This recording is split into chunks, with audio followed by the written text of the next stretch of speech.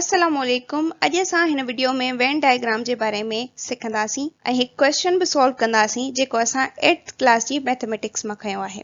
कंहिं बि कॉन्सेप्ट खे सिखण जे लाइ सब खां पहिरीं असांखे उन जी मीनिंग या डेफिनेशन जे बारे में ख़बर हुअण घुर्जे। त वेन डायग्राम जे नाले सां ही असांखे ख़बर पए पई त ही हिकु किस्म जी डायग्राम हूंदी, हिकु पिक्टोरियल रिप्रेजेंटेशन हूंदी। त वेन डायग्राम जी अगर असां ॻाल्हि कयूं त उहा वाइडली यूज़ थियण वारी डायग्राम आहे जेका असांखे शो कंदी आहे सेट्स जे दरमियान लॉजिकल रिलेशन। जेके असांजा सेट हूंदा आहिनि उन्हनि जे दरमियान में छा तालुक आहे, पाण में कीअं ॻंढियल आहिनि, उन्हनि जो हिक ॿिए सां छा रिलेशन आहे, उनखे प्रेज़ेंट कंदी आहे, ज़ाहिर कंदी आहे पिक्चर जी फॉर्म में। अगर असां क्वेश्चन जी ॻाल्हि कयूं त असां वटि हिकु रियल सेट जो क्वेश्चन हुजे ऐं उनखे असां सॉल्व कयूं ऐं सॉल्व करण खां पोइ उन जी वेन डायग्राम ठाहियूं। त क्वेश्चन असां वटि आहे जंहिंमें टे सेट आहिनि। हिकु सेट आहे ए, ॿियो बी, टियों सी। ए जा जेके एलिमेंट्स आहिनि या जुज़ा आहिनि उहे आहिनि 5, 6, 7। बी जा जेके जुज़ा आहिनि उहे आहिनि 6, 7, 8। सी जा आहिनि 7, 8, 9। हाणे हिते असां ॾिसूं था टई जेके सेट आहिनि उन्हनि में कुछ नंबर अहिड़ा आहिनि जेके हिकु जहिड़ा आहिनि, कुछ नंबर अहिड़ा आहिनि जेके डिफरेंट आहिनि। सो इन ई क्वेश्चन में असां वटि ॿ मज़ीद क्वेश्चन अची था वञनि जंहिंखे असांखे सॉल्व करणो आहे। जीअं त पहिरियों क्वेश्चन आहे A union bracket B union C. Second question आहे A intersection bracket B intersection C. हाणे जॾहिं बि असां वटि यू जो सिंबल अचे थो, निशान अचे थो, त असां उनखे यूनियन चवंदा आहियूं। मतिलबु त असांखे सेटनि खे मिलाइणो हूंदो आहे। उन ई यू खे असां अगरि उबतो कयूं त उहो असांजो इंटरसेक्शन थी वेंदो आहे या त असां उनखे काट चई सघूं था। जिथे बि यू असांजो ईंदो मतिलबु यूनियन, जिथे असां उन ई यू खे उबतो सिंबल ॾिसंदासीं त मतिलबु इंटरसेक्शन। हाणे इन जी डेफिनेशन जी बि ॻाल्हि कयूं था। यूनियन बेसिकली पाण बज़ात हिकु सेट आहे जंहिंमें सभई डिफरेंट एलिमेंट्स मौजूद हूंदा आहिनि। जिन सेटनि खां असां उन्हनि जो यूनियन कराईंदा आहियूं। सवले लफ़्ज़नि में अगरि ॻाल्हि कयूं त असां सभिनी सेटनि जे जुज़नि खे खणी ईंदा आहियूं, पर जेके जुज़ा ॿ दफ़ा अची था वञनि, रिपीट थियनि था, उन्हनि खे सिर्फ़ु हिकिड़ो दफ़ो रखंदा आहियूं। असां रिपीट न आहियूं कंदा नंबर्स, पर असांखे सभई नंबर्स हिन में इंक्लूड करणा हूंदा आहिनि। उनखे असां चवंदा आहियूं यूनियन। इंटरसेक्शन जी ॻाल्हि कयूं त इहो बि हिकु सेट आहे डिफरेंट एलिमेंट्स जो जेके इंक्लूड आहिनि ॿिन्हिनि सेटनि में। हिते असां नंबर उहे ई रखंदा आहियूं जेके ॿिन्हिनि सेटनि में मौजूद आहिनि, जिन सेटनि जो असांखे इंटरसेक्शन कराइणो हूंदो आहे। सिंपली असां चऊं त जेके बि मैच थींदा आहिनि नंबर्स ॿिन्ही सेटनि में या टिनि सेटनि में जिन जो असांखे इंटरसेक्शन कराइणो हूंदो आहे, उहो असां आंसर में लिखंदा आहियूं।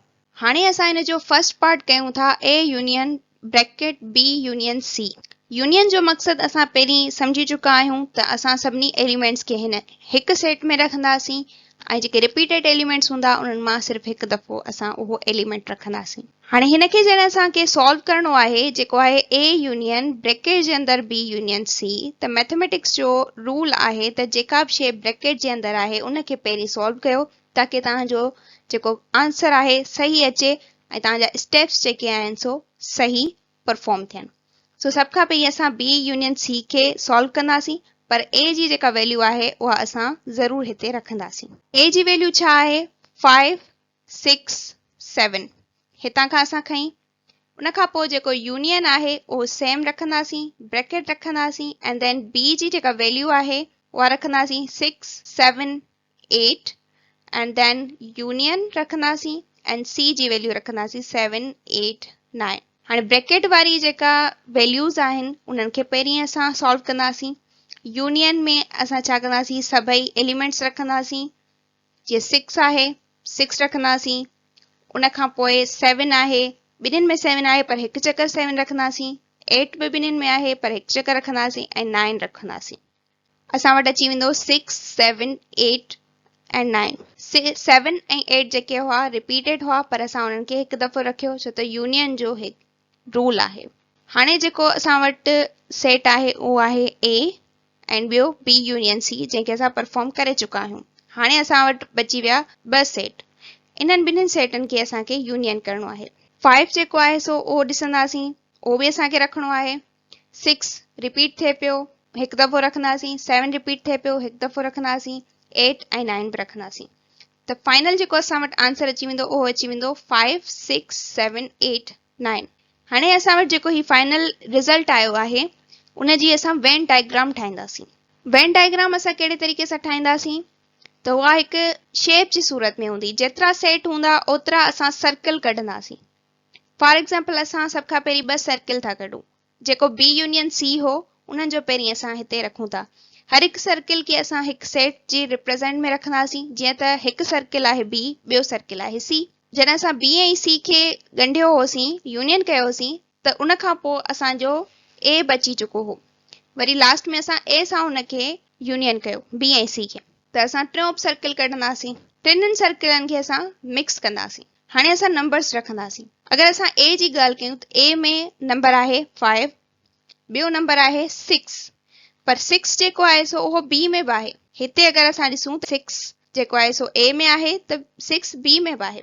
तॾहिं असां हिकु अहिड़ी जॻह ॻोल्हींदासीं जिथे ए ऐं बी पाण में मिलंदा हुजनि। त हीअ अची वियो 6 हिते। उन खां पोइ 7 जेको आहे सो ए में बि आहे, बी में बि आहे, सी में बि आहे, टिनिनि में आहे। त असां हिकु अहिड़ी जॻह ॻोल्हींदासीं जंहिंमें टई सर्कल मिक्स थींदा हुजनि। जीअं त ही जॻह हिते असां 7 रखियो। उन खां पोइ असां ॾिसंदासीं ॿियो को नंबर 8 नंबर आहे जेको बी में बि आहे, सी में बि आहे। त असां हिते बी ऐं सी जे विच में लिखंदासीं 8। बाक़ी जेको 9 आहे उहो सिर्फ़ु सी में आहे, सो असां हिते रखंदासीं 9। ही सभु नंबर अची चुका आहिनि। हाणे जेको फाइनल आंसर आहे 5, 6, 7, 8, 9, त इन आंसर खे असांखे मार्क करणो आहे। वेन डायग्राम में जेको आंसर हूंदो आहे बेसिकली उहो मार्क थियल हूंदो आहे, तॾहिं असांखे ख़बर पवंदो आहे। हाणे असां इन्हनि सभिनी खे मार्क कंदासीं। जेको बि फाइनल आंसर आहे उहो असां मार्क करे चुका आहियूं वेन डायग्राम में। सो ही इन जो फाइनल आंसर आहे। अगरि हिते ॿिया के नंबर बि हुजनि हा पर हिते न हुजनि हा त असां हिते रखूं ज़रूरु हा, पर उन्हनि खे मार्क न कयो आहे। मार्क जो मक़सदु इहो आहे त फाइनल इन जो आंसर इहो आहे। सिमिलर तरीक़े सां असां हिते हाणे इंटरसेक्शन परफॉर्म कयूं पिया। हिन में बि सेम ब्रैकेट आहे त पहिरीं असां सभिनी वैल्यूज़ खे रखंदासीं हिते ऐं हाणे बी इंटरसेक्शन सी खे पहिरीं सॉल्व कंदासीं। इंटरसेक्शन जो जेको कॉन्सेप्ट हो उहो इहो हो त जेके बि नंबर सेम आहिनि उहे असां हेठि रखंदासीं, उन्हनि खे असां इंक्लूड कंदासीं, बाक़ियुनि खे असां छॾे ॾींदासीं। त हिते असां वटि नंबर सेम कहिड़ा आहिनि? 7 बी में बचे पियो, 7 सी में बचे पियो, 8 बी में बचे पियो, 8 सी में बचे पियो। सो फाइनल जेको असांजो स्टेप थींदो उन में 7 ऐं 8 खे असां इंक्लूड रखंदासीं ऐं ही ए पहिरीं वारो आहे। हाणे असां वटि जेको ही ए आहे उनखे असां इंटरसेक्ट कंदासीं हिन ॿिए सेट सां जेको आहे 7, 8। हिते ॾिसंदासीं त मैच कहिड़ो पियो नंबर थिए, ओनली 7 मैच पियो थिए। सो असां आंसर में लिखंदासीं 7। हाणे हिन जी असांखे वेन डायग्राम ठाहिणी आहे। सिमिलर तरीक़े सां 3 सेट आहिनि, 3 सर्किल लॻाईंदासीं, उन्हनि खे नंबरिंग ॾींदासीं, मतिलबु सेट जा नाला ॾींदासीं। त बी सी ए कहिड़ो बि सेट असां कहिड़ो बि सर्कल रखे सघूं था, को मसइलो न आहे हिन में। हाणे असां ए जा जेके नंबर्स आहिनि उहे हिते लिखंदासीं। 5 ॿाहिरि आहे, सिर्फ़ु ए में आहे। 6 जेको आहे सो बी ऐं ए ॿिन्हिनि में आहे। जेको 7 आहे उहो टिनिनि में आहे एंड 8 जेको आहे सो बी ऐं सी में आहे ऐं 9 जेको आहे सो उहो अलॻि आहे। पर असां वटि जेको आंसर आयो आहे उहो 7 आयो आहे। त इंटरसेक्शन जो जेको आंसर आहे वेन डायग्राम में असां कीअं शो कंदासीं? उहो असां शो कंदासीं मार्क सां। त मार्क असां कयो आहे 7, मतिलबु त 7 जेको आहे सो टिनिनि सेटनि में मौजूदु आहे ऐं 7 जेको आहे सो इन सेटनि जो इंटरसेक्ट आहे। हिन तरीक़े सां असां वेन डायग्राम ठाहींदा आहियूं ऐं सॉल्व कंदा आहियूं क्वेश्चन्स खे। Thank you so much.